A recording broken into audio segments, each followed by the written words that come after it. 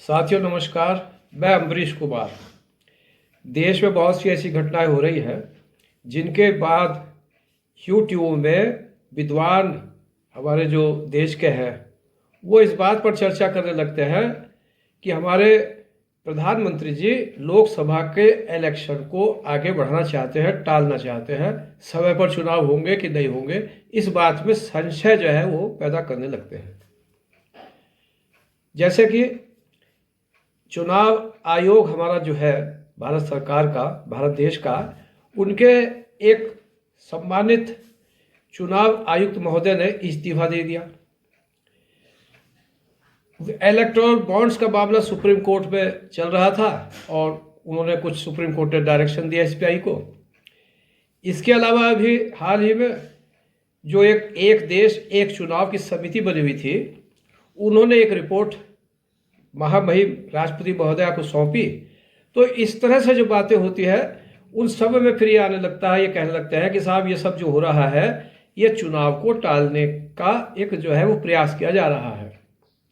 बड़ा आश्चर्य होता है और मैं इसी बात पर जो है ये वीडियो बना रहा हूँ और संविधान के अंदर क्या प्राविधान है उसकी मैं जो जानकारी मुझे है, मैं जानता हूँ, वो मैं आपके समक्ष रखना चाहता हूँ, ताकि इस प्रकार से जो ये भ्रम पैदा किया जाता है इसका निराकरण हो। और अगर आपको ठीक लगता है तो इसको आप अधिक से अधिक लोगों को जागरूक करने के लिए इसको फॉरवर्ड करें और जो भी कुछ आपका मंतव्य है मुझे भी बतावें।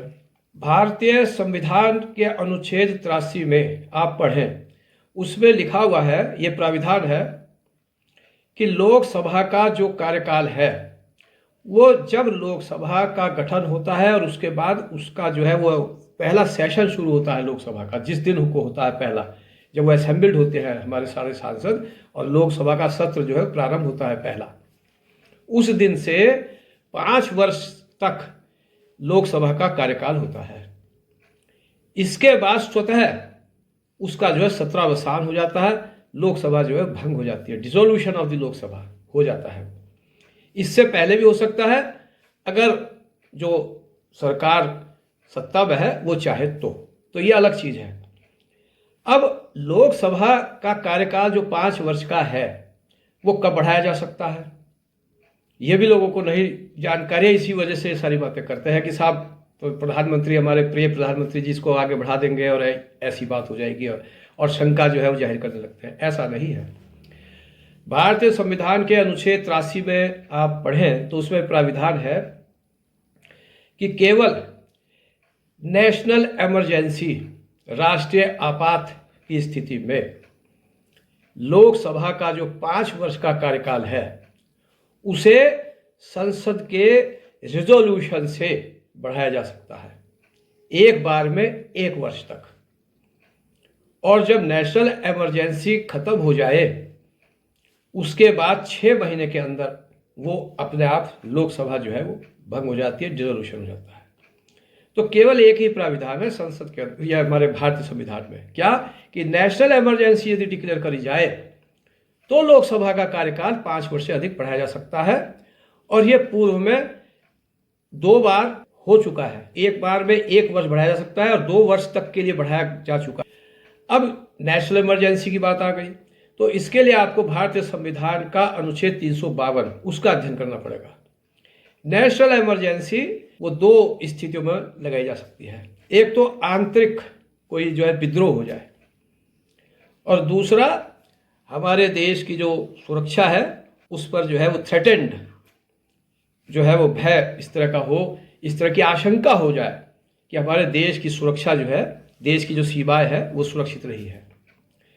अब आंतरिक जो विद्रोह है उसमें भी एक बात आ गई, पहले तो था इंटरनल डिस्टर्बेंस, अब उसमें यह एक संशोधन है कि वो जो आंतरिक विद्रोह है वो सशस्त्र होना चाहिए। अगर सशस्त्र आंतरिक विद्रोह है तब इंटरनल डिस्टर्बेंस मानते हुए अनुच्छेद 352 भारतीय संविधान के अंतर्गत नेशनल इमरजेंसी माननीय महामहिम राष्ट्रपति महोदय को जो रिजोल्यूशन जाएगा कैबिनेट से, उसके अनुपालन में उसके अंतर्गत वो उद्घोषित कर सकते हैं। तो यहाँ पर एक बात और समझनी चाहिए, सशस्त्र विद्रोह जिस क्षेत्र में है उसी क्षेत्र के अंतर्गत जो नेशनल इमरजेंसी है वो लगाई जाती है, पूरे देश में नहीं लगती है। तो केवल एक ही प्राविधान बचता है कि देश की जो हमारी सुरक्षा है, सीमाओं की सुरक्षा है, हमारा देश जो है उसको कोई खतरा, कोई आशंका युद्ध की या इस प्रकार से कोई उसकी सुरक्षा के संबंध में कोई आशंका पैदा हो गई हो, तब जो है नेशनल इमरजेंसी लगाई जा सकती है। तो यहाँ पर अब आप लोग देखिए इस बात को कि क्या ऐसी संभावना है, क्योंकि चाइना है, पाकिस्तान है, युद्ध की आशंका है, जो भी कुछ है, तो एक प्राविधान ये बचता है। बाकी किसी भी घटना के होने पर, जैसे भी अब चर्चा में चलती है कि साहब एक चुनाव आयुक्त महोदय ने इस्तीफा दे दिया, या साहब एक देश एक चुनाव का जो है एक रिपोर्ट चली गई है महामहिम राष्ट्रपति महोदय को और इसके आधार पर चुनाव टाले जा सकते हैं, ऐसा कुछ नहीं हो सकता।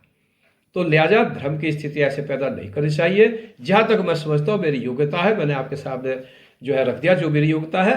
और एक चीज़ मैं और कहना चाहता हूँ यहाँ पर कि बहुत सारी बातें ऐसी होती हैं कि बेवजह हर चीज़ में मोदी जी का नाम आगे बढ़ा दिया जाता है।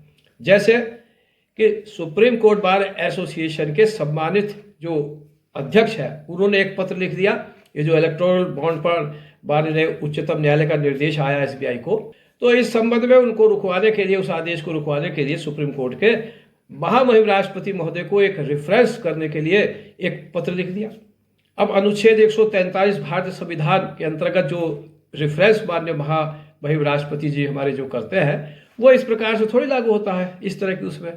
वो तो आपको मैं बताऊं कि अगर माननीय हमारे महामहिम राष्ट्रपति महोदय को एक बात जाती सामने कि साहब ये जो इलेक्टोरल बॉन्ड है ये लोकतंत्र के लिए खतरा है, देश की अर्थव्यवस्था के लिए खतरा है, काले धन की बढ़ोतरी होती है और जो भी कुछ ग्राउंड थे, और माननीय महामहिम राष्ट्रपति महोदय विचार करते कि भाई ये बहुत महत्वपूर्ण मामला है, तब उसमें माननीय उच्चतम न्यायालय की सलाह लेते।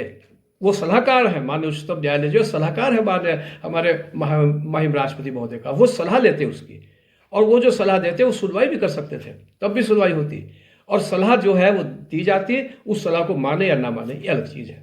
अब यहाँ तो माननीय उच्चतम न्यायालय ने उसको असंवैधानिक घोषित कर दिया और बहुत सारे कारण बताए कि जो है पारदर्शिता नहीं है, लोगों को जानने का अधिकार है कि कौन सी चंदा कौन आदमी किस पार्टी को दे रहा है, आदि आदि।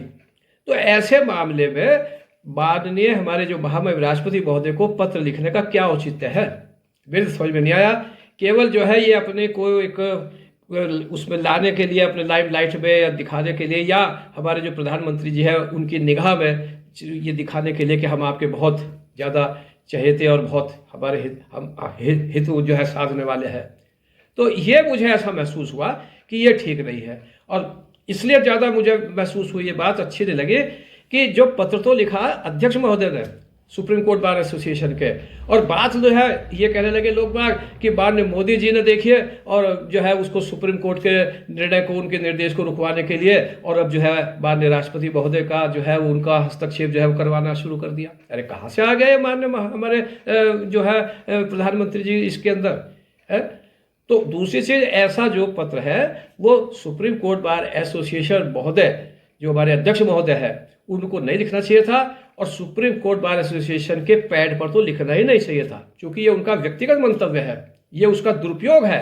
क्योंकि मेरी भी 71-72 साल की आयु है, 1975 में मैंने LLB पास कर रखी है। तो ये नहीं है, इस तरह से जो हमारे विद्वान वरिष्ठ जो सम्मानित है और प्रेरणा स्रोत है उन लोगों को, अधिवक्ताओं को इसका ध्यान रखना चाहिए। यही मेरा आज का इस वीडियो का मकसद है। अच्छा लगता है, कुछ ज्ञान वृद्धि होती है, समझ में आता है, तो इसको आप आगे बढ़ाइए, लोगों को जागरूक कीजिए। जय हिंद, जय भारत।